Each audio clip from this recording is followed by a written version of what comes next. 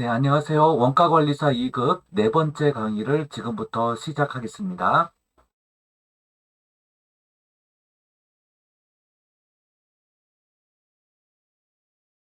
자, 오늘 계속 이어서 원가회계의 기본 개념과 분류, 이 중에서 원가의 분류에 대해서 자세히 알아보는 시간을 가져보겠습니다.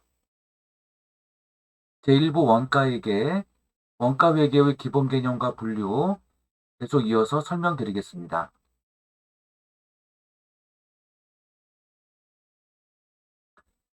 자, 원가의 분류를 보시면 크게 원가 행태별 분류, 추적 가능성에 따른 분류,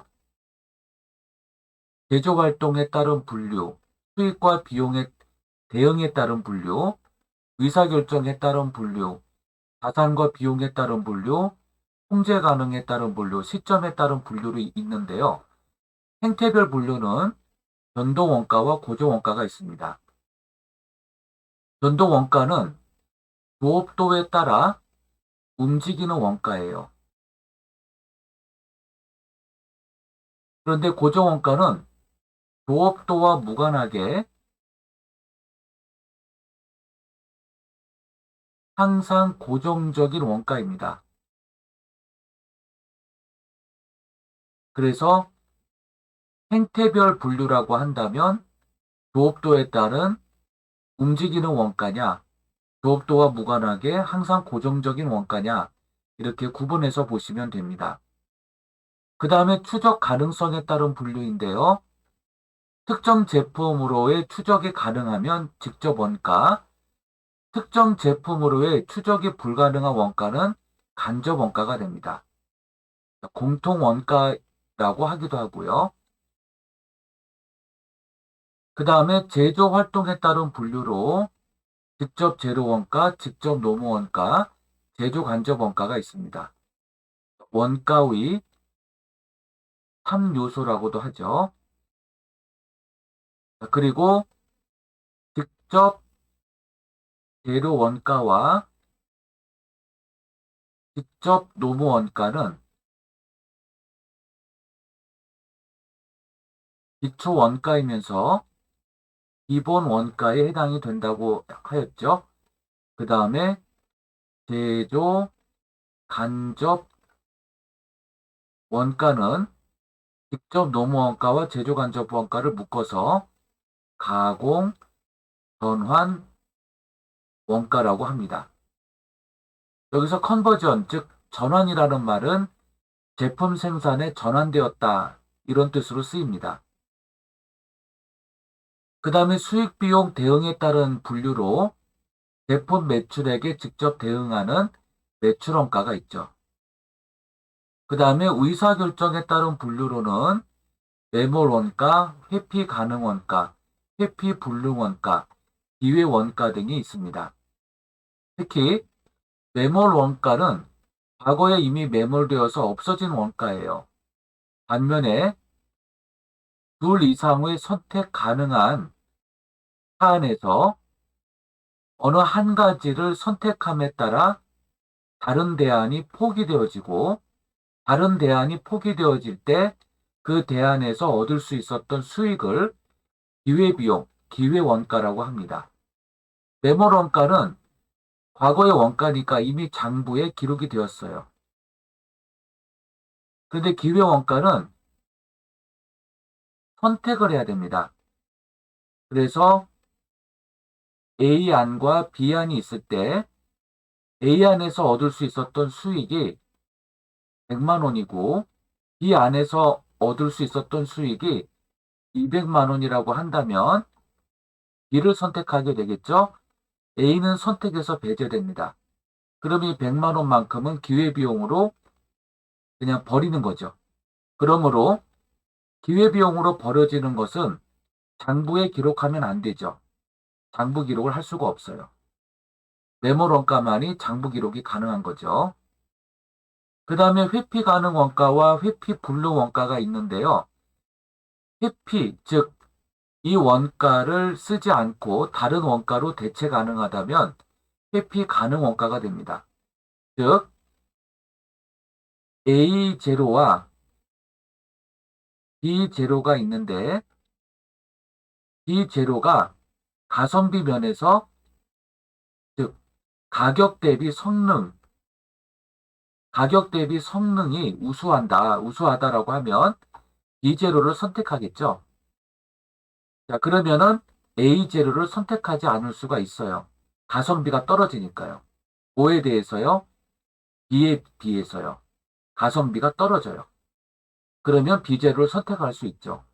선택 대안이 있어서 회피가 가능하다면 회피 가능 원가가 되고 선택에 대한 대안이 없어서 도저히 이 B제로라는 가성비 우수한 제로가 없어서 도저히 A제로 외에는 쓸 수밖에 없다면 A제로 밖에는 쓸 수밖에 없다면 회피 불능 원가로서 쓸 수밖에 없는 거죠.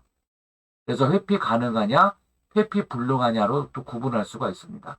의사결정을 통해서 회피 가능하다 또는 회피 불가능하다라고 나오겠죠. 그 다음에 자산과 비용에 따른 분류로 소멸된 원가는 매출 원가가 됩니다. 그런데 미소멸 원가는 재고 자산이 되죠. 그래서 재무상태표로 가게 되죠. 그래서 미소멸 원가냐, 소멸 원가냐에 따라서 달라지게 되죠. 소멸 원가는 비용이고요. 미소멸 원가는 자산이 됩니다. 통제 가능에 따른 분류로 통제 가능한 원가냐, 즉 생산에 투입되기 전에 통제를 해서 이 원가는 생산에 투입하지 말아라 할 수 있는 그런 원가냐. 통제 불능 원가라는 것은 곧 회피 불능 원가라고도 할 수 있는데요. 가성비가 떨어지더라도 쓸 수밖에 없는 원가라면 통제 불능 원가가 되기도 하고요. 또 하나, 이미 생산에 투입을 해버렸어요. 그러면 끄집어낼 수가 없겠죠? 이런 경우에도 통제 불능 원가가 됩니다. 시점에 따른 분류로 과거의 역사적 원가, 그 다음에 미래 예정 원가, 그리고 현재 실제 발생 원가로 나뉘어집니다. 실제 발생 원가는 사후에 일어나는 원가죠. 예정 원가는 미래,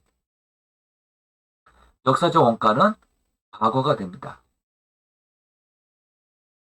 사후 원가는 현재 발생된 원가예요. 네, 이렇게 또 해석해서 보시면 됩니다. 자, 그러면 수익과 비용 대응에 따른 분류를 보겠습니다. 제품 원가입니다. 타사, 다른 회사 제품을 판매할 목적으로 구입하거나 자가 또는 위탁 제조한 제품에 부과할 수 있는 원가를 제품 원가라고 합니다. 자, 여기서 다른 회사 제품을 판매할 목적으로 구입하게 되면 이것은 상품 원가가 돼요. 그 다음에 자가 생산 또는 외주를 주어서 생산한 제품에 대한 원가는 제품 원가가 되죠. 그런데 타사 제품을 판매할 목적으로만 구입을 하면 상품 원가이지만 이 상품에다가 추가 가공을 했다면 그러면 제품 원가가 되겠죠.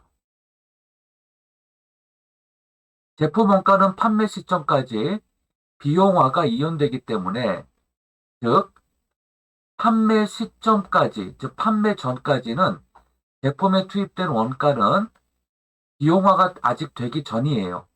근데 판매가 되면 그때 비용이 되는 겁니다. 그래서 이것을 판매 비용, 즉 판매 원가가 되는데 회계학 용어로는 매출 원가가 되죠. 매출 원가는 매출액에 직접 대응하는 직접 원가가 됩니다. 그런데 판매되지 않고 있다면 완성을 했어요.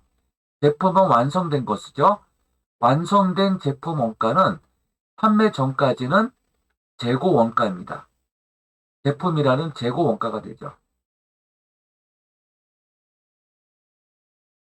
자, 기간 원가입니다. 기간 원가는 해당 기간에 발생되는 원가예요. 그래서 이것을 기간 비용이죠. 기간 비용이라고 합니다. 기간 원가, 즉 기간 비용은 대조 원가가 될 수가 없어요. 기간 비용은 인컴 스테이트먼트, 즉 손익계산서의 비용이 됩니다. 그래서 발생주의에 따라 해당 기간에 발생한 비용을 뜻해요. 그래서 제품 원가, 즉 생산 원가와는 다른 개념이에요. 그래서 판매비와 일반 관리비가 있고요. 그 다음에 영업의 비용도 있습니다.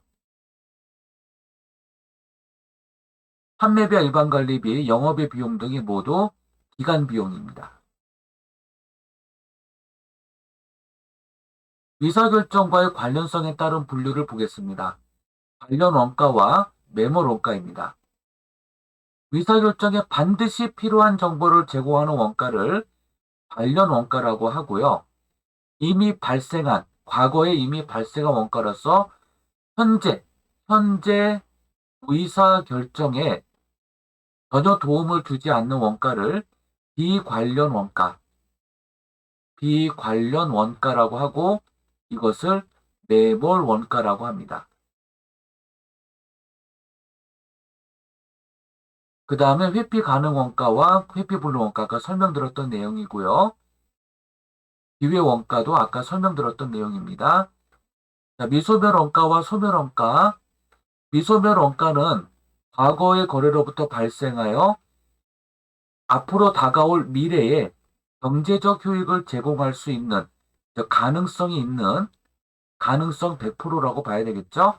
가능성이 있는 원가를 미소멸 원가로 이렇게 재워두고 있는 겁니다. 그래서 재무상태표상의 재고자산으로 기재가 되죠. 재고자산에는 지난번 시간에 살펴보았던 것처럼 원재료, 부재료, 제품, 제공품 등이 있어요. 소멸된 원가는 더 이상 미래의 경제적 효익을 줄 수가 없죠. 이미 없어지는 원가니까. 그래서 소멸 원가라고 합니다. 즉 판매를 통해서 없애준 원가, 매출 원가가 되죠. 이 매출 원가는 실제 판매량에다가 곱하기 원가입니다. 실제 판매량에 곱해야지 원가예요. 이것이 매출 원가죠. 매출 원가는 소멸 원가라고 부르죠.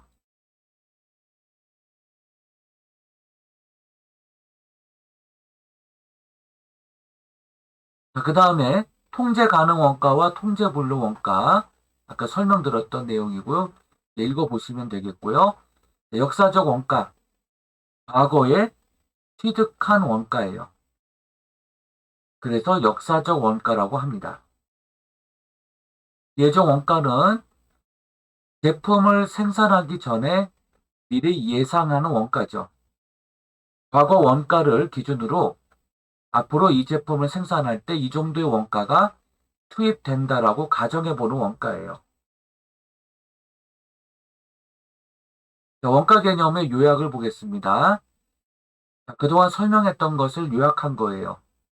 원가는 국어사전적 개념으로 보면은 원래 가격, 즉 원시 가격인데 회계학적 개념으로 본다면 특정 목적, 즉 제품을 얻기 위하여 희생 또는 소모된 자원을 경제적 가치인 화폐 단위로 나타내는 것이죠.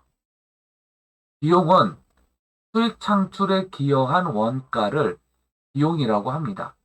그래서 미소멸 원가로 있다가 판매가 되면 그때 소멸 원가가 되면서 비용이 되는 것입니다. 그래서 원가가 비용이 된다라고 보시면 돼요. 언제 시점이요? 판매되는 시점. 인도되는 시점이죠. 손실은 뭐냐면 수익 창출에 기여하지 못한 원가라면 영업의 비용이 되겠죠.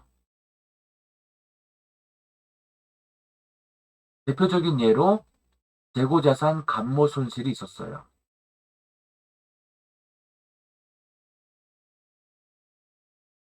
추적 가능성에 따른 분류로 직접 원가와 간접 원가가 있었고요.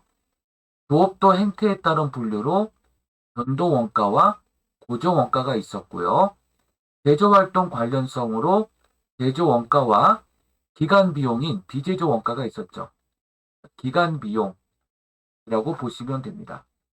이것은 인컴 스테이트먼트, 즉 손익계산서의 비용이죠. 판매비와 일반 관리비가 있었고요.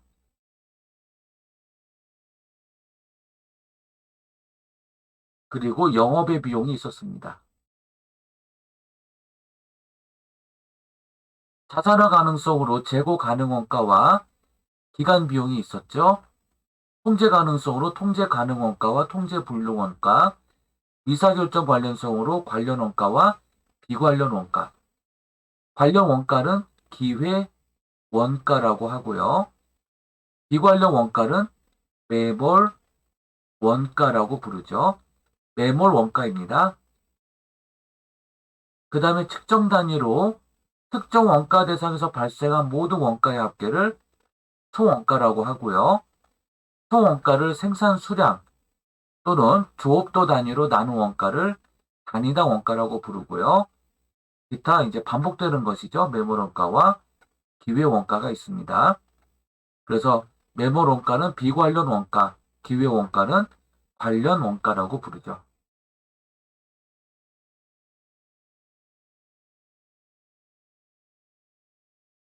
네, 이렇게 해서 그 원가회계 기본 개념을 살펴보았고요. 다음 시간에는 문제풀이 설명을 해드리도록 하겠습니다. 네, 여러분들 장시간 수고 많으셨습니다. 네, 다음 시간에 또 뵙겠습니다. 감사합니다.